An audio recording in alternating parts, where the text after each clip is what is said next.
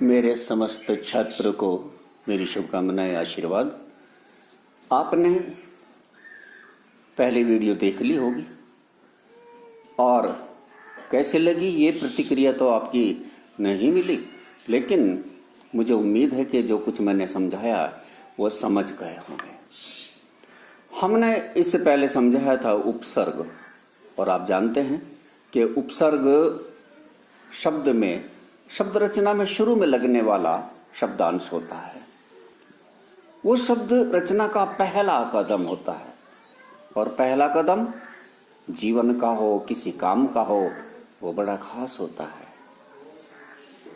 तो उपसर्ग के बाद में आगे बढ़ने से पहले कहना चाहता हूं कि पहला कदम ही है कराता लक्ष्य की उपलब्धता, और राह पर चलते ही रहना दूसरी प्रतिबद्धता। तो आइए दूसरी प्रतिबद्धता के लिए, अर्थात उससे आगे बढ़ने के लिए हम आगे चलते हैं। और आज फिर हम आपके सामने कुछ शब्द रख रहे हैं, और ये शब्द हैं, देखिए, बचपन, भोलापन, सीधापन, पागलपन। आप समझ गए होंगे हम क्या पूछना चाह रहे हैं, क्योंकि अपने पहली जो वीडियो है वो देखी है। और जरा इसमें भी देखिए, सफलता, मधुरता, सुंदरता और दयालुता। हम क्या पूछना चाह रहे हैं ये तो समझ गए होंगे। इनमें समानता क्या है, और इनमें समानता क्या है ये देख लिया आपने कि इन चारों में प्रत्येक में पन लगा हुआ है। और इनमें समानता इन चारों में कि प्रत्येक में बाद में ता लगा हुआ है। लेकिन एक बात है कि इन 8 शब्दों में अब की बार जो शब्दांश लगे हुए हैं वो शब्द में बाद में लगे हुए हैं। देखिएगा, इनको जो है फिर से अलग अलग करके अगर हम इसको लिखते हैं तो कुछ इस तरह से लिखा जाएगा। देखिएगा, बचपन, बच्चापन, भोलापन, भोलापन। हाँ, ये बच्चा और पन आप समझ रहे होंगे कि बच्चापन होना चाहिए तो बचपन क्यों हो रहा है। दरअसल ये संधि नहीं है, ये इनका व्यवहारिक मिलान है। बच्चा में पन जुड़ जाएगा तो उसे बचपन ही कहा जाएगा। भोलापन, सीधापन, पागलपन, सफलता, मधुरता, सुंदरता, दयालुता, दयालुता। तो इस तरह से हमने देख लिया कि ये जो शब्दांश है अब की बार इनमें शब्द के पीछे लगे हुए हैं। जो शब्द के पीछे लगते हैं, सबके शब्द के बाद में लगते हैं। जो पहले लगते हैं उनको तो हमने उपसर्ग कहा। अब प्रश्न ये दिमाग में उठी रहा होगा तो बाद में लगने वाले इनको कुछ और कहा जाता। बिल्कुल, इनको कहा जाता है, देखिएगा, प्रत्यय। ये देखिएगा, प्रत्यय। आप इसे ध्यान से पढ़ लें और इसे शुद्ध लिखना भी सीख लेंगे। ये प्रत्यय होता है। और अब जरा बाकी के और शब्द हैं, इन्हें भी देखें जरा। ये है, पहला शब्द क्या है, देखिए, लिखाई, पढ़ाई, चढ़ाई, कमाई। और इसमें देखिए, सजावट, लिखावट, मिलावट, बनावट। अब इनको हम अलग अलग करके लिखते हैं, लेकिन जब अलग अलग करके लिखते हैं तो हमें इस बात का थोड़ा सा, एक बात का ध्यान रखना है कि कैसे करना है इसको, वो देखें जरा। इसको हमने किस तरह से करना है, जहां तक आपकी समझ की बात है मैं समझता हूं। अभी तक आपने जो कुछ इससे पहले शब्दों में देखा है कि बाद में लगा हुआ शब्दांश सीधा सीधा लग रहा है। और यहाँ पे देखिएगा जरा, आपके अनुसार तो फिर यही होगा ना कि लिखाई में लिखा ई, पढ़ा ई, चढ़ा ई, कमा ई, सजावट, लिखावट, मिलावट, बनावट। लेकिन ये सब गलत हो गया। और जो गलत हो जाता है तो गलतियां करके कभी भी हमें निराश नहीं होना चाहिए, ठीक है। गलतियां करना तो मनुष्य का स्वभाव होता है, जब हम छोटे से थे, पैदा हुए थे, घुटनों घुटनों चल करके बड़े हुए, तो गिर जाते थे, फिर उठ जाते थे, फिर गलती करते चलने में, फिर गिर जाते थे। तो के घुटनों के बल सरक सरक कर बड़े हुए हम, लहके बहके चोटे सहके खड़े हुए हम। अरे इंसान है तो गलतियां करना तो एक स्वभाव है, सुधार लो ये गलतियां, खत्म फिर टकराव है। हमने सीखा है सदा गलतियों से सीखना, हमने सीखा है सदा गलतियों से सीखना, रोना पछताना नहीं, कर लो ठीक गलतियां। और गलती को लेकर के मेरे एक थोड़ा सा वो याद आ गया है कि मैं आपका मनोरंजन भी कर दूं कि जो गलती नहीं करता उसे भगवान कहते हैं। वो मालिक तो गलती कर ही नहीं सकता, वो तो भगवान है। जो गलती नहीं करता उसे भगवान कहते हैं, जो गलती करके मान ले उसे इंसान कहते हैं, जो करे गलती और ना माने उसे हैवान कहते हैं, जो करे गलती और ना माने उसे हैवान कहते हैं, जो करे गलती पे गलती उसे शैतान कहते हैं, और जो करे गलती गलती गलती गलती बस गलती, वो शैतान के दादा को पाकिस्तान कहते हैं। लेकिन हमें गलतियां नहीं करनी है, हमें गलतियां नहीं करनी है। गलतियां करके तो हमारे अंक कट जाएंगे। और ये बहुत ही साधारण सी सीधी सादी चीजें जो आज हम समझ रहे हैं, तो हमें अपनी गलतियों को सुधार करके इन्हें आगे देखना है, आगे पढ़ना भी। इनमें क्या गलती हम कर गए थे, देखिए अब की बार जरा आप उसको देख लें कि हम गलती क्या कर गए थे। देखिए ये हैं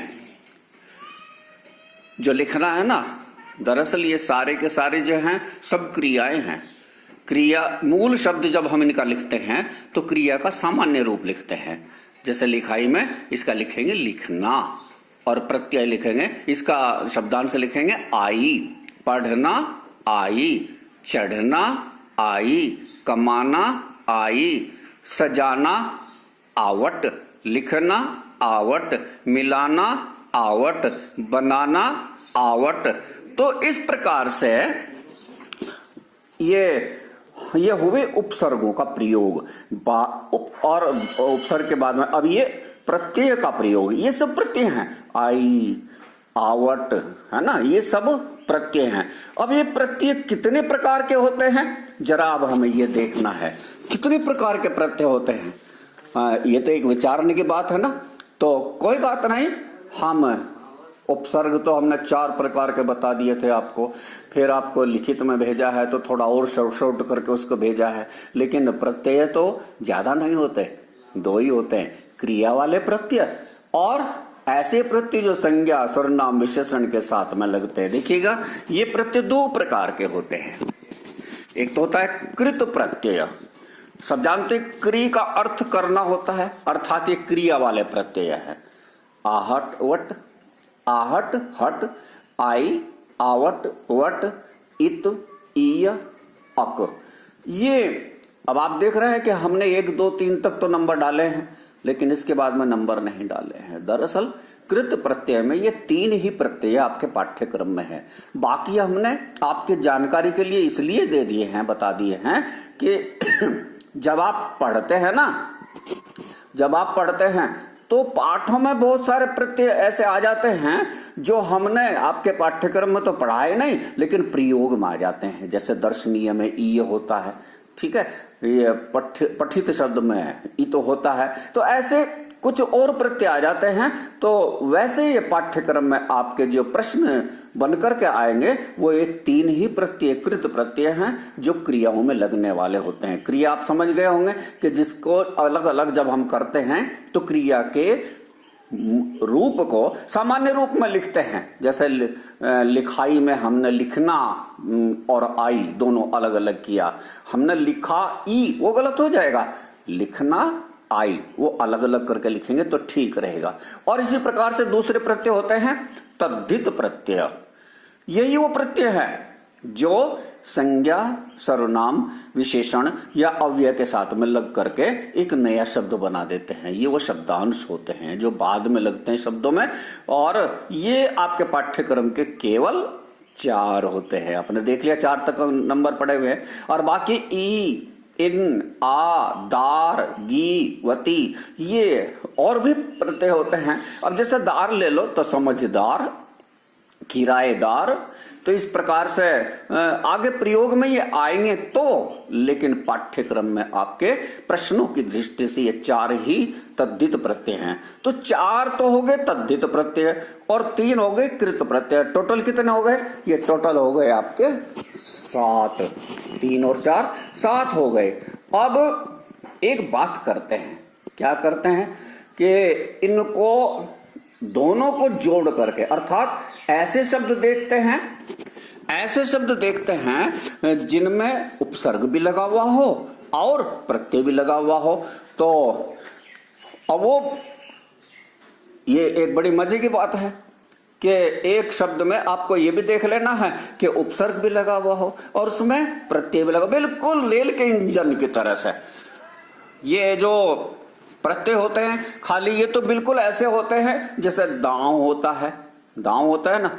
तो दांव में क्या होता है? लकड़ी की मूठ होती है। दांव में लकड़ी की मूठ होती है और मूठ को पकड़ करके फिर हम उस दांव को चलाते हैं, वो हमारे काम आता है। ठीक है, तो वो तो है केवल प्रत्यय की बात की। दांव में पीछे लगी जो काठ की वो मूठ है, दांव देती दांव को, क्या बात मेरी झूठ है?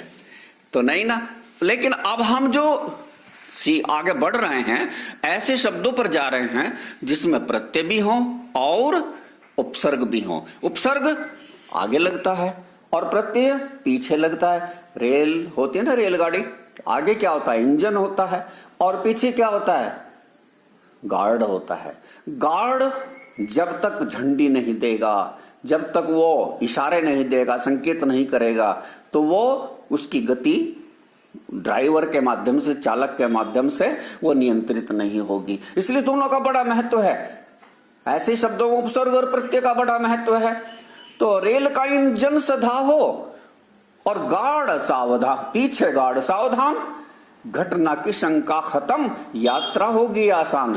तो चलिए अपने इन शब्दों की यात्रा में चलते हैं। ऐसे शब्द देखते हैं जिनमें उपसर्ग भी हैं और प्रत्यय भी। देखिएगा, ये हैं अभागापन, अभागपन, सहृदयता, सहृदयता, निष्फलता, निसफलता, निश्चलावा, निश्चलवा, अमनुष्यत्व, अमनुष्यत्व, अलिखावट, अलिखनावट, विभाषाई, विभाषाई,